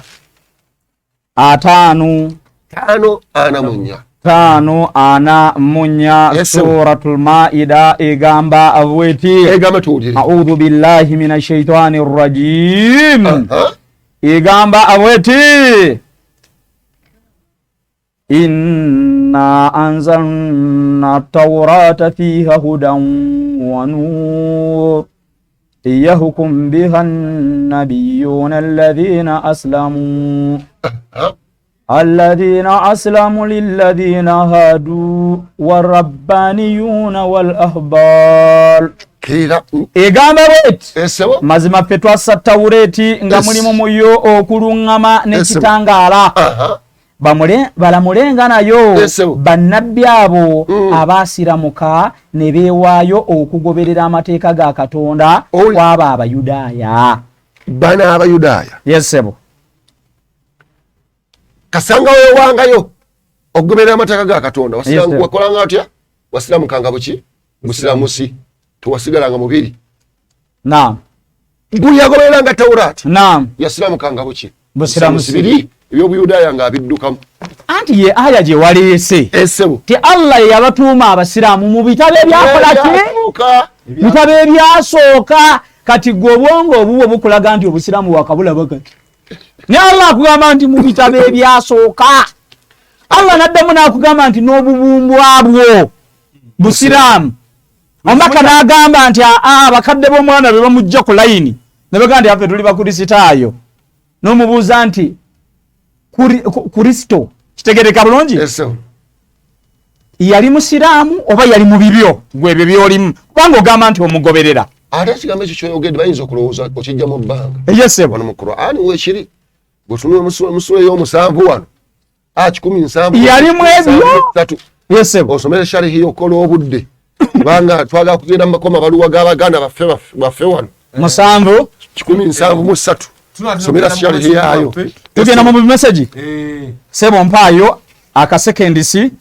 mbere nga nsoma aya ya Qur'ani eno 173 olw'obudde katusome wano sharhi oba katusomere ddala aya sebo Sheikh oba muleme yegamba bweti era jjukira mu kiseera bwe yajja Katonda wo ku baana ba Adamu abantu mu migongo gyabwe ezzadde lyabwe n'abajuliza ku myoyo gyabwe n'ababuuza nti siri Katonda wammwe ne bagamba nti ye ddala oli Katonda waffe tujulidde ekyo yakikola muleme kugamba ku lunaku lw'okuyimirizibwa mu maaso ge nti mazima ffe twali ku ekyo abagayaavu abatakimanyaako oba muleme okugamba nti mazima bakadde baffe baagatta Katonda ebintu ebirala olubereberye lwaffe era ffe twali bazzukulu abajja oluvannyuma lwabwe onootuzikiriza ku lw'ebyo bye baakola aboonoonyi egamba bweti tosaana kutubonereza ku lw'ebyo bye baakola bakadde baffe kubanga bo be baabissaawo n'olwekyo Katonda kyeyava ajja ku bantu bonna obujulizi nga tebannaba kujja ku nsi kuno baleme kwekwasa ku ebyo byonna olwekyo Nabbi sallallahu alaihi wasallam yagamba nti buli mwana yenna azaalibwa ng'ali ku ddiini ey'obutonde obusiraamu ekyo kitegeeza nti azaalibwa ku ddiini eyawula Katonda nga bw'ali omu eddiini ey'obusiraamu wabula bakadde be bebamubuza ne bamuyingiza mu yaabwe yonna gye baba bakkiriza balime kukuwanda bigambo seka natugamba bino ebitaliko bwino wuyo muwulidde seka tugende katugende mu message zino okulaba abantu baffe bagambye ki mu comments zino naddala Umaru gugumiza osobola okusharinga wano bale babula asharinze yes sebo Mariam Juma agaba assalamu alaikum wa rahmatullahi wa barakatuh ba sheikhs mashallah our sheikhs please sheikh the research desk help and give us the history of Israel history wa Israel bamwetaaga inshallah waliwo seka ensonga gitwerabidde naam twabadde bakujogerako leero naye ibadde bitutawanya ibadde biki bingi muganda ffe ayagala okumanya ku pyramids z'omuki twabadde ne research twali tumukoze era oba tubadde n'ebitutawanya bingi tugamba nti tetujja kujja nga tekize leero tujja bikwataganya n'ebya Isirairi ku Sande ejja inshallah Mariam Juma agambye assalamu alaikum okay oyo mulabye Shira Namugenyi Gagamero agambye thank you for defending Islam always twasigaza mmwe Rozi Rosa agambye basajja mmwe temuswala Allah aswaza ekyabadde yesterday jinja Allah yalepinga ona abadde avoola buvoozi naye yasomye Qur'ani 6:12 era yo oba ogisomye olabira ddala abantu obutamanya olidde kubanga Qur'ani ayo 6:12 aya yetegerekeka buki bulungi olidde Allah n'amufuwamu omuki omwoyo gwe muki mu bwerere bwe omukyala yenna bwerere ntegerekesa bulungi omukyala wonna muki bwerere tuli fenna kati wonna waba afuuye tombuuza nti wa nate ye nobo Qur'ani yannyonnyolawo bulungi muno abayina nobo Qur'ani mukwate Qur'ani eyo mutunuulire sharhi yayo yakunnyonnyola buki kakati sheeka bana beetaaga okusoma ennyo manye Allah yagamba nti dhalika mablagahu min al-ilmi ekyo kyekikomo kyabwe mu kumanya naye munnange obusiraamu bwali busomesa omukyala yenna bwerere kalibeere eddoboozi erimufubutukamu kitegereka bulungi bwerere kyovola babagandi mukyala alina kubeera mukkakkamu kitegereka bulungi Kolinsi lijja agamba kyavudde Paulo kyabagamba nti bakulize babbaabwe eka ng'amateeka bwe galagira naye ate bwe tusomako mu Bayibuli Katonda wa Bayibuli wano mu lubereberye 21 wulira ye ate kye yakola Mukama n'ajjira Saala nga bwe yayogera era Mukama n'akola Saala nga bwe yagamba Saala n'ab'olubuto ng'ani alumukoze Mukama kati ekikulu gwe ojja tukutankuula nnyo ja tutankula nnyo naye katukwerekereza olw'obudde. Ekyokubiri njagala seko osomere 7:38 7:1 tumulage nti ebyo byonna buli ekiyitibwa kitonde Allah akuwa mu kifuba mu ki mwoyo so Mariyamu yekka tekyali ku Mariyamu yekka tekyakuma ku ye n'essaawa eno akyagifuuwa mu ate ng'agifuuwa mu baki mu bakyala bebazaala bw'okudde Katonda n'omugamba nti azaala obufudde mukazi omusajja akoma bukomi kyakubeera namu egamba bw'eti jjukira mu kiseera Mukama wo bwe yagamba abamalayika nti nze nja kukola omuntu nga mujja mu ttaka we naaba mmaze okumwenkanyankanya n'atereera ne mmufuuwamu omwoyo gwange kirira mugwe wansi ku maviivi nga mumuvunnamira ku lw'okungulumiza. Nozo kiwulidde kati kasikoba ng'oyitibwa muntu bw'okoze eki bw'ojja mu nsi abalina omwoyo abakwetisse mu lubuto bamufuuwa mu buki bufuuyi mwoyo n'olw'okujja ku nsi kati eno kyokwotinze kikuswaza buswaza ate ng'olowooza nakyokoze. Yelake Sharon agambye nti naye nze ninzeyo omusumba omu alinywera obutwa oba alikwata ku misota emikambwe wali mu maka 16-15 atabe ku kyanaaba endiga bazirimbiraawo mu kwogera mu nnimi Lakisha nino yabagamba n'okuwonya abalwadde ab'ekifere. Lakisha ni yabagamba manya abantu bo bazibuka ddala nsonga ebyo bisobola okufererwamu Mako 16, 17 mpaka 18 n'okuba aboogerako naye tewali musumba zaako lwa nsonga bonna bafere. Brenda Zagi agambye just mumanyi Bible naye temulina mwoyo. Tetubagaana mugimanyi okutusinga naye mulina kubikulirwa. Someraka mu kitabo kibayita Mika. La hawla wala quwwata illa billah. Mika esura 2. Mika 11. Ye Mika aliwa. Ogenda. Tusoke tukuwe dozi yo. Mika 2:11 egamba bweti Mika. Empuku oli nakuma. Eso. Mika 5. Mika emu 11. Emu 11. Eso. Kumukuru ono w'omwoyo egamba bweti muyite 2:11 emu 11 2:11 omuntu atambula n'omwoyo sebo omuntu atambula n'omwoyo gw'okulimba bw'alimba ng'ayogera nti ndikulagulira eby'omwenge n'ebitamiiza ye aliba omulaguzi ow'abantu bano. Owulidde kati ono atubuulire ali ku mwoyo ki gwalina ono w'omulimba oli ayogerwako mu Isaya 19:14 agwaza simanya akola ati oyo Isaya 10 aseeka ono bw'agamba nti ali mu Koseya 9:7 katusome mu Koseya 9:7 kitegereka bulungi ye bw'agamba nti yaliko mwoyo kaakati Koseya 9:7 mwoyo wulira Bible bwegamba omuntu bw'aba agamba nti aliko mwoyo biki ebimubeerako nabyo bitegeere agamba nti aliko mwoyo Koseya 9:7 egamba bweti ennaku ez'okubonerezaamu zituuse ennaku ez'okusuuliriramu zituuse Isirayiri alikimanya nabbi musirusiru omusajja alina mwoyo akoze atya alaluse kati nyabo gono nyabo kati nyabo manyi eri mugundi Zagi Brenda Zagi mwoyo gwolina wa kikaaki bagadi enegambye ndi omusajja waliwo n'owabalalu waliwo oli ow'obulimba waliwo n'ow'obusiru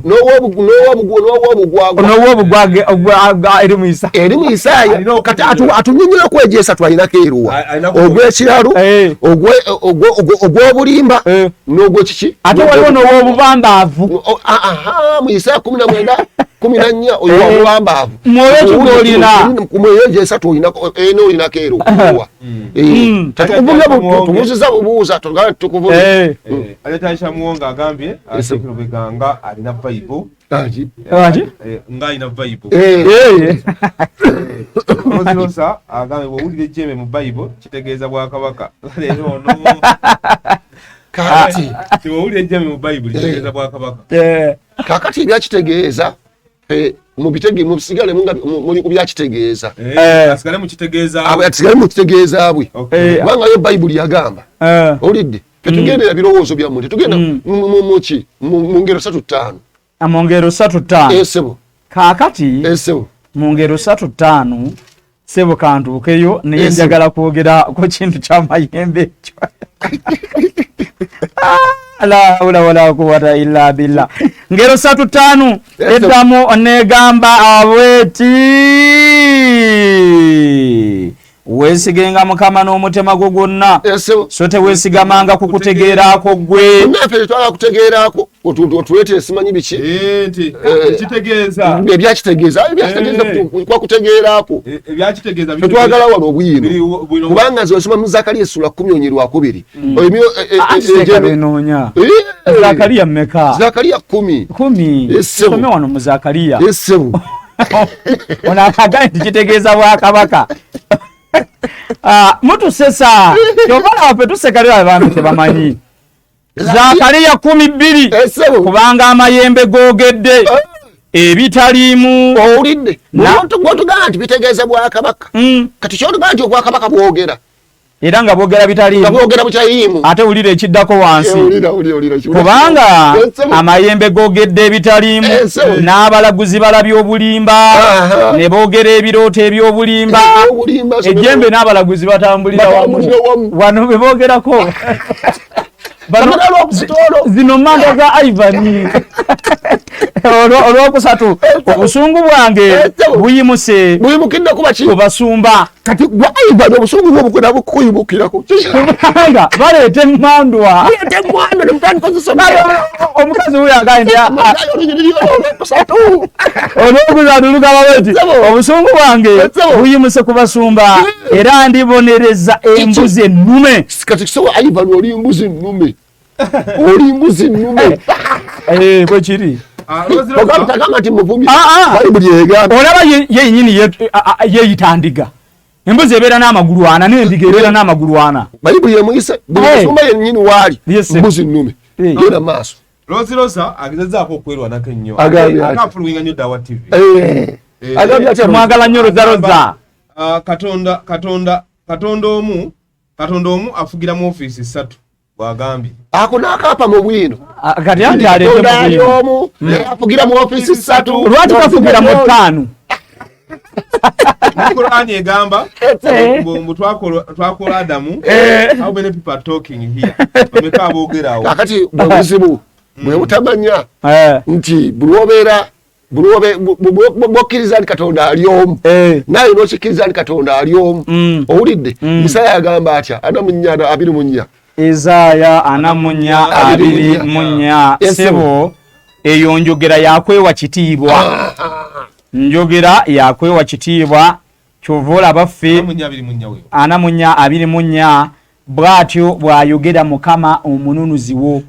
era eyakubumba okuva mu lubuto nti nze Mukama akola byonna abamba nzekka ayanjuluza ensi ani ali awamu nange. Owulidde watugambye ali omu kiki yekka yakola byonna kati awaka atugambye akuddako mu kisuwa emabegaawo emu sebo oli mwana munnya era muyana mu 3 olw'omwenda 4:39 egamba bweti amawanga gonna gakuŋŋaanyizibwe wamu n'abantu beetabe ani ku bo ayinza okubuulira ekyo n'atulaga ebyasooka okubaawo ono ali omu agambye n'atulaga ebyasooka okubaawo kati eyo njogera yakwewa kitiibwa kyoba olaba ffe wano mu Buganda n'omwana ayinza okukugamba nti taata abakuyita niye ogenda okufulumayo ng'akuyita ali omu kyovuddeyo Qur'an kyobola maama bampe kunva bampe owa maama w'ekitiibwa toyinza mugamba nti maama ampenva oba tomuwadde ekitiibwa mukulu nolulimi Luganda kati yo Qur'an nejja nebitereeza yesebo nsomera 21 25 tukimale 21 oba 25 yenjagala yonna gyoyagala 25 egamba bweti suratul anbiya songa tetwatuma owulidde kati kakulagame omuwala ono ategeere nti eri eba njogere atonde atandikidde nanjogera ye tetwatuma luberebererwo mubaka yenna wabulanga tumutumira ekyali njogera kirira tugamba ekyali njogera nga mazima kiki bwe watali katonda mulala wabula nze eyo njogera abadde ajogera bwakakasiza ye katonda yekka kati ate togamba nti ewammwe kati Rosa ali yakitinze nnyo naye tugenda kuyitako obumu yesebo Kalule Hudhaifi agambye salamu alaykum. Wa alaykum assalam. Yasmin bin Hudhaifa enjoying wali anyumirwa program. Onagamba bwayisema ekisinga okwewunyisa mu Bible yonna Yesu abantu beyayogerako nga bwagenda obegaana be bantu abakola ebyamagero emirimu emingi mu linnya lye ekyo. Jamila Nabatanzira Queen agamba nti watch you from Munyonyo. Mashallah. Oyo atubeera abeerako buli wa Sunday. Jamila. Mashallah. Allah akoma bulungi. Okuddamu nnyo. Kubanga ne wana alese message erenda n'agamba God of the Bible is not God of Quran. Anti yo. God of the Quran is not Jesus of the Bible. Kanga tubuza ani ayogera. Gwe oba muno mu Bible mu ekiri. Yeba nani chovudawo ali musoto ambia obadde aye yabi mwebbi Allah tugamba nti laukana ali hata illa Allah la fasadata singa mu ggulu ne mu nsi mwali mu katonda asukka kw'omu atali Allah eggulu n'ensi byandyonoonose kakati engeri gy'ayagala ennyo Yesu kitegereka bulungi aleetenge Yesu akyogera agandi Yesu yatugamba nti fa eriyo bakatonda w'abasiraamu mulala ate automatically ojja kuba weekubye endobo kubanga bulijjo tukugamba nti Bible yayogera ku basiraamu ng'owakana kati bono kireeta ate bwotyo kwegamba oli mu kufaafaganirwa olidde pasha magembe ko bwino byammwe mwabitonze obutonzi obwenzi bwa nnyoko eyo Bible yammwe ajituwadde agasatu kotinze agenda asomero genda Bassekabaka ekyokubiri essula ya 9 onyirirwa 22 osome mu yiyo oyo yammwe nawe oli yiyo yagituwadde zonna zikuŋŋaanye yozereete Assalamu alaikum wa rahmatullahi wa barakatuh. Alaikum salam. Abida Sheikhs, may Allah reward you abundantly. Amin ya Rabbi. I'm proud to be a Muslim. Amin. Allah banyweze ya Rabbi. Yesu. Rosa era yomu kugambona komenti nze nyo leero. Yesu bw'aba yali musiraamu lwaki ku Petero yazimba ku kanisa n'atazimba ku muzikiti. Anti yerabidde awo wennyini mu ssula yennyini teyazimba nako yasuubiza kati mu ssula yennyini 16 Matayo katugimusomere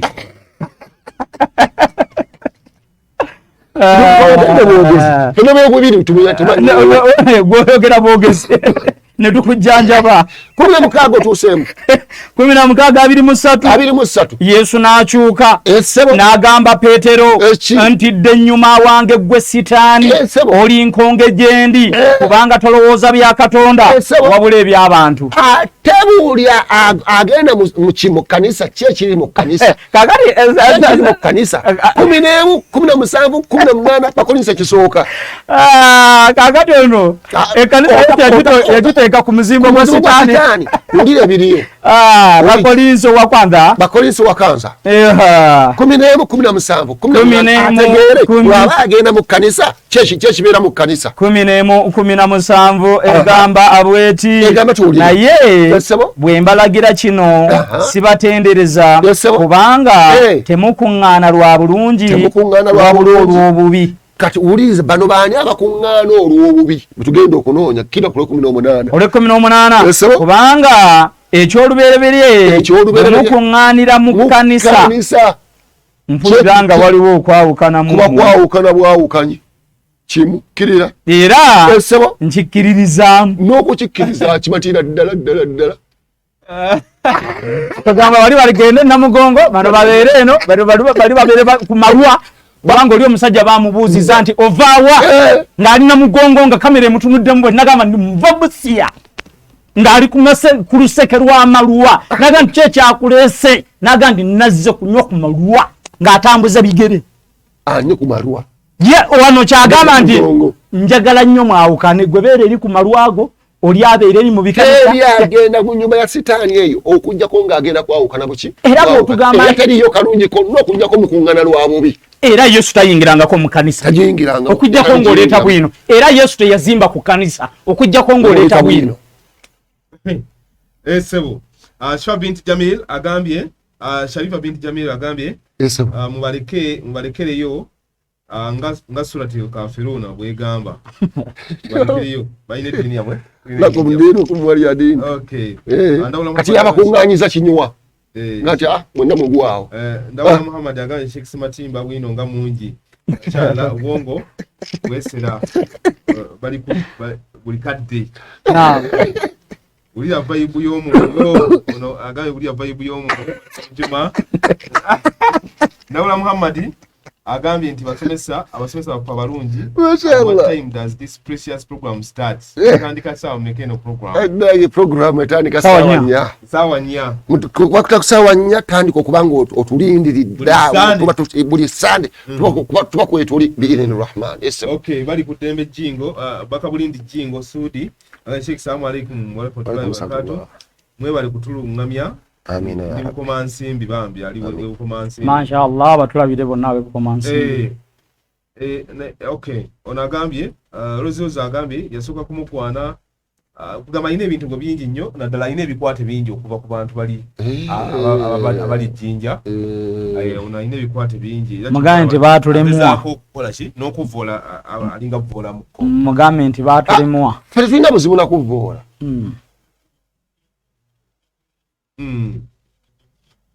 So agambye ono Sharifa binti Jamil agambye wabula class ya lero eri active. Mashallah. Rozoza agambye yasoka kumukwana namuletera entende namugamba nga wakuuma obulungi obwerere bwo yamulingiza mu bukazi bwe bantu mmwe munyonyole bulungi ebyo byasomye ngugambye nti onalimu ngeri anti okuvoola okwo bw'obanga okakasa nti oyagala kulungamya bantu kwotuleetera bwino nti wuno wamuleetedde entende nti abiki so toyogera bwogezi ate nno tuna bukulu eri muki mu Lukesula olunyiri lwabiri mu mukaaga netutandikira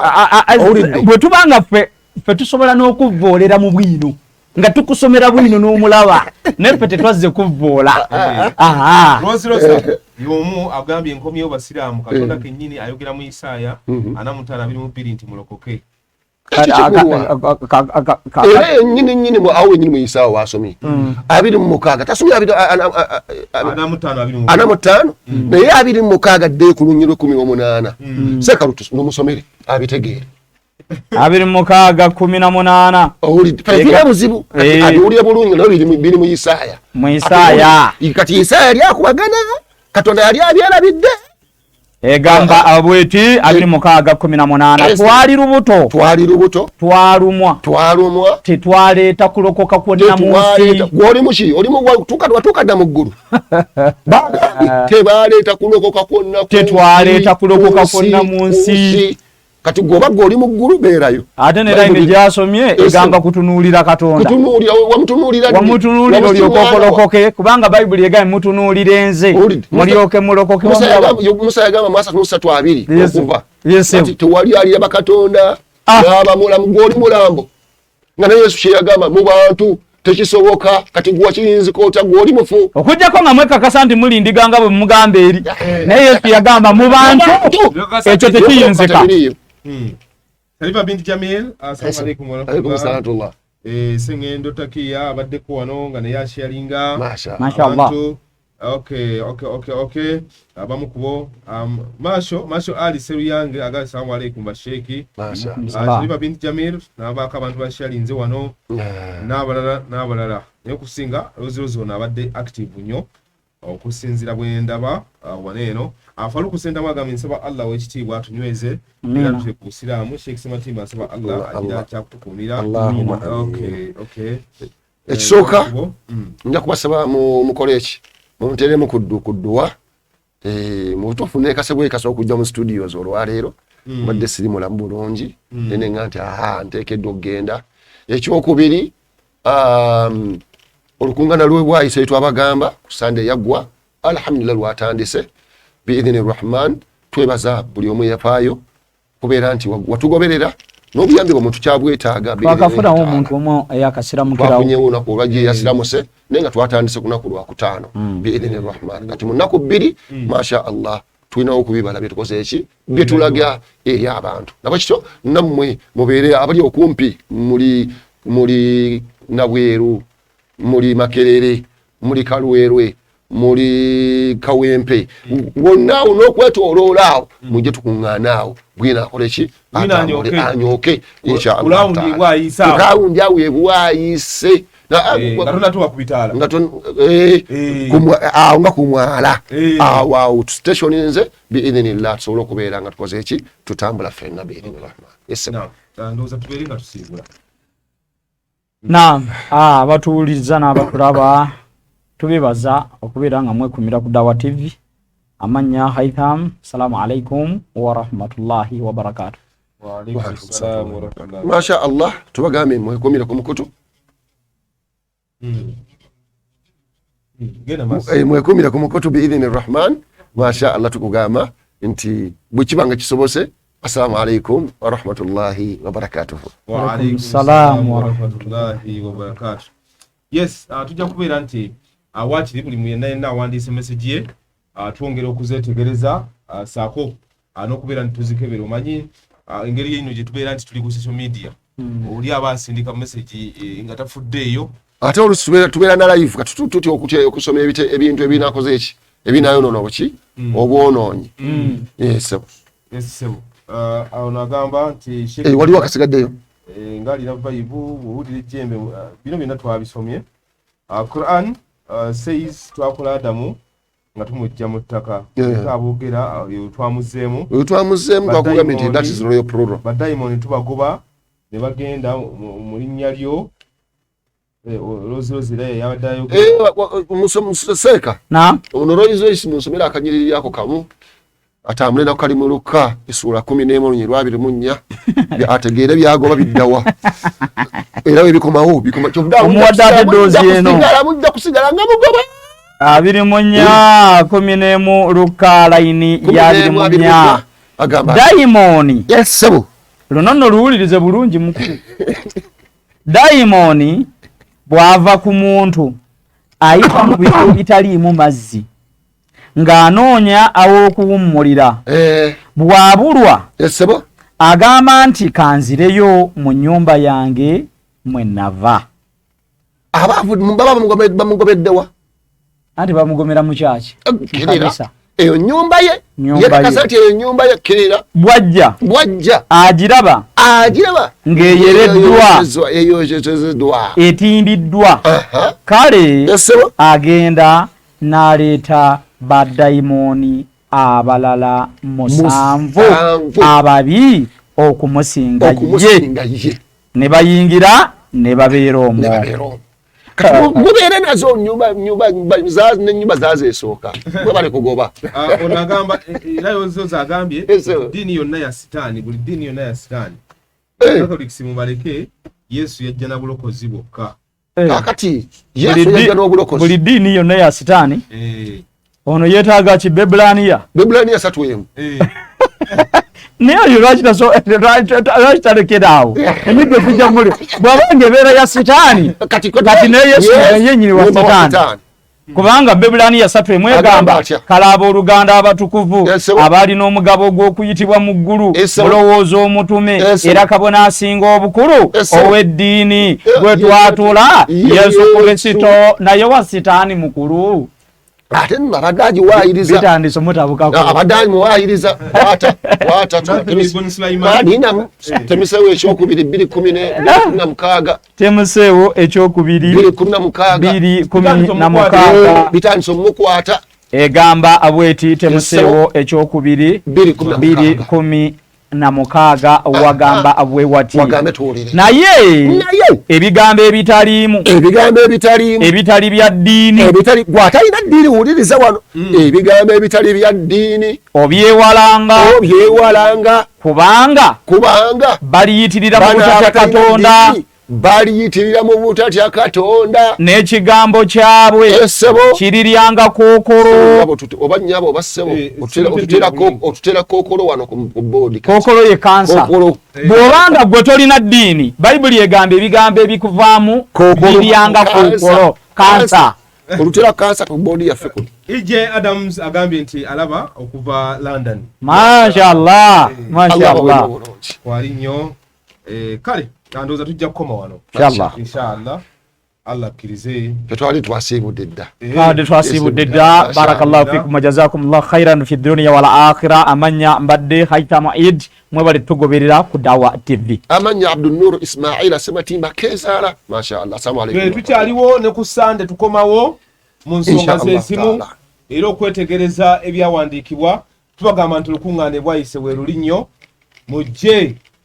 twetegereze bwino jjo twakubye abalokole era abeeyita jjo twakubye abeeyita era twagenza okuwunzika ng'omuvubuka asiramuse muvubuka muto emyaka nga 20 obusiraamu n'abagala okusomera abalala nga no obadde wano tutereko ku boodi akusiramuka tujja kwaniriza n'okusoma tusobola okukusomesa n'osoma obusiraamu manyi kakati eri oyinza okuba nti obadde musumba side eri naye bw'ojjeene ewaffe obeera alifuba otandika okuyiga insha Allahu taala nsigadde Aruna Ali omuweerezaawo ku Dawa TV أو عشاء من بلدان أكلات عربية مندي مطبي سليق مشويات ومقبلات عندنا لكم أكل صحي ومناسب للأنظمة الغذائية المختلفة tukwaniriza ku Bisrin Cafe and Restaurant tulina emmere ey'omutindo nga emmere eya wano ey'abawalabu ey'ekizungu wamu ne coffee shop erimu abanywi ba kaawa ate nga mwana tunempereza zaffe nnungi ddala tukola deliveries mu kibuga n'emirirwano tulina ekifo ekinene wamu ne gardens mwosobola okukolera emikolo egy'enjawulo nga amazaalibwa amatikirwa embaga fire camping ne parking engazi obulungi ate nga nammwe emikwano gyaffe emisiraamu ew'okusalira weewali tusangibwa mu Centenary Park okuliraana Airtel House okumanya ebisingako kuba ku noti 7 noti 3 8 8 8 oba noti 752 36 15 4 Bisrin Cafe and Restaurant tukulindiridde mukisa guguno eryoye neyamala senior 6 senior 4 P7 natayitayo koya anti HD Plus Media Training Center ekuletedde short courses mu computer training, graphic designing, video editing, okuba ebifaananyi oba photography, camera work, internship, journalism, okula ku radio oba ku TV. Jangu oyigirizibwa abasomesa abakwano ku HD Plus Media Training Center basangibwa Kawempe ku Mahad Build. Osobola bafuna ku simu zaabwe zino wamanga noti 7554 oba noti 7888 52 beba HD Plus Media Training Center ekawempe ebasinga mu kineki. Esanji zino buli kimu kikyuse engeri gye tuwangaalamu n'enkola y'ebintu. Ebiseera bino kaabuyonjo y'ekika kya Biodigester Septic System yeriko olw'emigaso emingi gy'erina ate nga kikalubiriza bulamu. Ffe abakato Accra Construction Services tukwanjulira Accra Biodigester Septic Tank. Tuli bakafulu mukola kaabuyonjo ez'ekika kya Biodigester ez'omulembe tewunya tenuunwamu ate ng'okuzimbibwa etwala ekifo kitono ddala fuuti 3x3. Ab'amaka, amasomero, hotels, amalwaliro n'ebifo ebirala mukolagane naffe tubakolere kaabuyonjo eya Accra Biodigester Septic Tank. Anti yeriko kato Accra Construction Services tukola ne general construction omuli okuzimba amayumba mu bika byonna, okukola finishing ng'okusiba tiles ne painting. Tukola plumbing services services kusana kuba pulani z'amayumba. Tusangibwa Nalukolongo ku kizimbe ky'Amakanga level 2 essimu noti 757 noti 5 anamunya noti noti oba noti 772 noti noti 9421 Kato Akura Construction Services Zimba Uganda. Manage Electronics bagula n'okutunda ebyamasannyalaze ebipya n'ebikozeeko nga pass, TV, DVD, ufa, fridge, computers n'ebirala. Bakubireko ku simu zaabwe zino wammanga 0753247935 beba Manager Electronics ekawempe. Otawanyizibwa amajjini aga buli kika. Sofetuli Jinne ly'eddagala lyokka erijjanjaba amajjini mbika byonna. Amaaso galiko ekifu, amannyo gakutawaanya, olina pressure, omugongo gukuluma. Sofetuli Jinne ly'eddagala lyokka. Eddagala lino si lyakunywa, lyakubutika mu kamwa okumala eddakiika 10. Obeera oteredde. Mwe abakyala ab'embuto eddagala lino temulikozesa. Lya mitwalo 2.5 zokka ate nga tukola ne delivery. Walyetaaze jangu ekibuye ku Entebbe Road Kavule Stage oba kubira Muhammad Mutumba amanyiddwa nnyo nga Sheikh Amiru South Africa ku noti 7 noti 2 noti 4 97 93 ne noti 7 noti 4 97 Sofetula Gin eddagala erigoba amajjini aga buli kika.